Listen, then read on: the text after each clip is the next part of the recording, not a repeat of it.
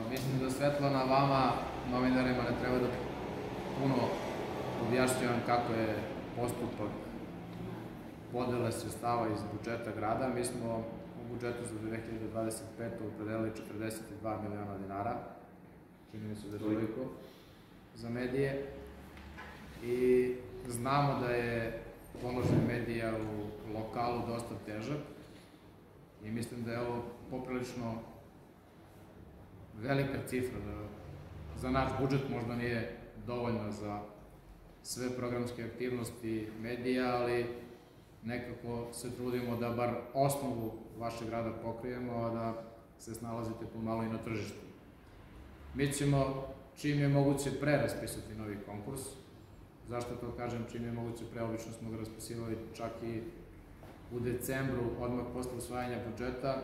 Dobili smo informaciju, saopštenje, odluku, preporuku iz nadležnog ministarstva da sačekamo do 15. januara, jer su obnovili neku vrstu konkursa za one ljude koji mogu da se prijave da budu učesnici u komisijama lokalnog karaktera. Dakle, kad se 15. januara završi taj konkurs, mi ćemo imati bazu mogućih ljudi koji će učestvovati u komisijama za raspodelu sredstava i onda se prvo raspisuje javni poziv da se ljudi iz te baze koji su se prijavili da budu u komisijama za raspodelu sredstava prijave u lokalnim komisijama, pa kad to odredimo raspisat ćemo i konkurs za raspodelu sredstava.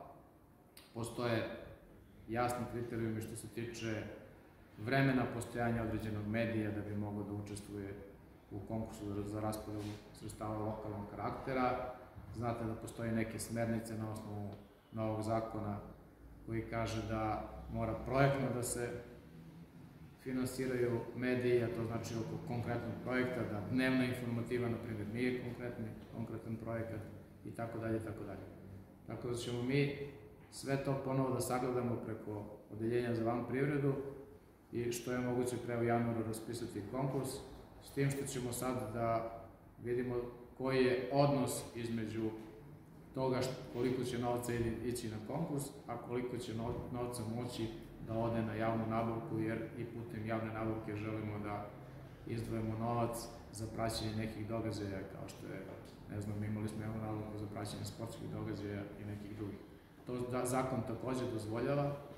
Ono što je malo komplikovao zakon jeste da i mediji koji dobiju više od miliona dinara moraju da imaju reviziju, a to isto znam da je trošak za vas i tako dalje, i tako dalje. U svakom slučaju, trudit ćemo se da i dalje finansiramo medije korektno, da novčane isplate budu u dan kada vama odgovara ili čim predate izveštaje iz prethodnog perioda i opravdate sredstva iz prethodnog perioda i nikad sa tim nismo kalkulisali. Ako bude potrebe da se izdvoje još neka sredstva, izdvojit ćemo ih u rebalansu, jer ja smatram medije, što se tiče finansiranja, slično kao sport. Nikad dovoljno para i što je više para imate više aktivnosti, tako i u sportu.